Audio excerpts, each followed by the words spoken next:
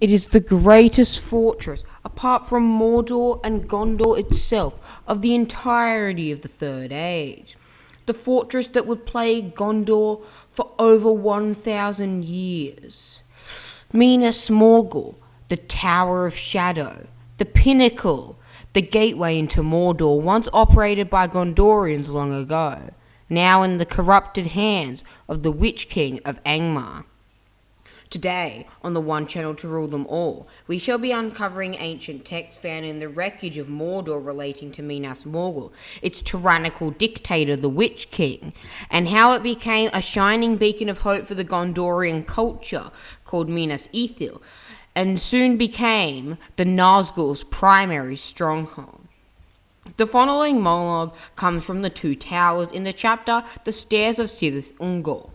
A long tilted valley, a deep gulf of shadow, ran back far into the mountains. Upon the further side, some way within the valley's arms, high on a rocky seat upon Epshel Duath, stood the walls and towers of Minas Morgul. All was dark about it, earth and sky, but it was lit with light, not the light welling through the marble walls of Minas Ithil long ago, fair and radiant in the hollow of the hills. Paler indeed than the moon, ailing in some slow eclipse, was the light of it now, wavering and blowing like a noisome exhalation of decay, a corpse light, a light that illuminated nothing. Minas Morgul was once a fortress of Gondor named Minas Ithil, the Tower of the Moon. As the eastern fortification of the Kingdom of Gondor, Minas Ithil safeguarded the eastern borders of the Dark Realm Morgoth and protected the capital of Gilead from the forces of Mordor during the early part of the Third Age. As Gondor's power waned, it was then taken by the forces of Mordor and used as a base to attack Gondor in the process, decayed into the Dark Fortress, and it was renamed as well. Minas Morgul and Minas Ithil was built in the faithful Númenóreans who escaped Númenor's destruction in the Second Age, as a defense against Mordor, as was the dwelling family of Isildur. Minas Ithil has a Palantiri, the Ithil stone that allowed people to peer into the future and communicate with other beings, and the first white tree of Gondor. In the Second Age, 3429, Sauron sent a great army against Minas Ithil in a shocking surprise attack that led to a devastating success. The city was captured and the white tree was burned. Isildur fled with a seedling and planted it in Minas Arnor, later known as Minas Tirith, in the Third Age too. However, in Second Age 3430, Anarion recaptured the city, which was held by the sons of Isildur for the duration of the War of the Last Alliance, with the Elves, Sauron, and the men of Gondor fighting against the forces of Mordor in its original conflict.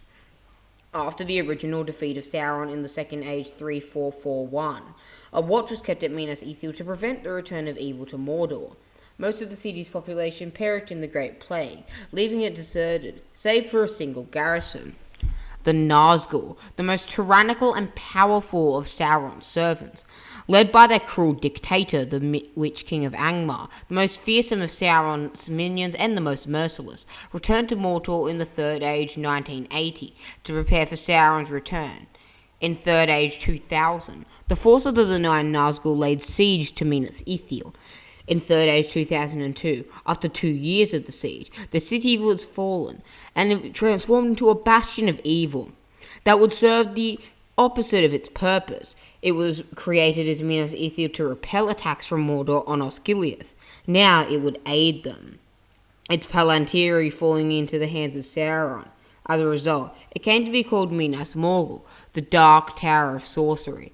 In the Third Age 2050, King Eonor was challenged by the Witch King and rode to Minas Morgul with a small escort. This king would never return.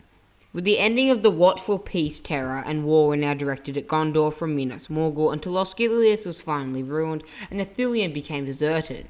In fashion, Minas Morgul seems to have been much less like Minas Tirith, only corrupted. Originally, the city's walls glowed with a pale moonlight, but under the control of the Ringwraiths, it became a city and bastion of horror, pain, and anguish, where the minds of living men would run to absolute madness and insanity if they remained too long. The topmost course of the tower revolved slowly, and the walls are illuminated by a pale, luminous, sickly glow. The city had a strange watchfulness about it, and intruders to the Morgul Vale were always noted. Most who approached the city could not stand to set eyes on it, and felt watch.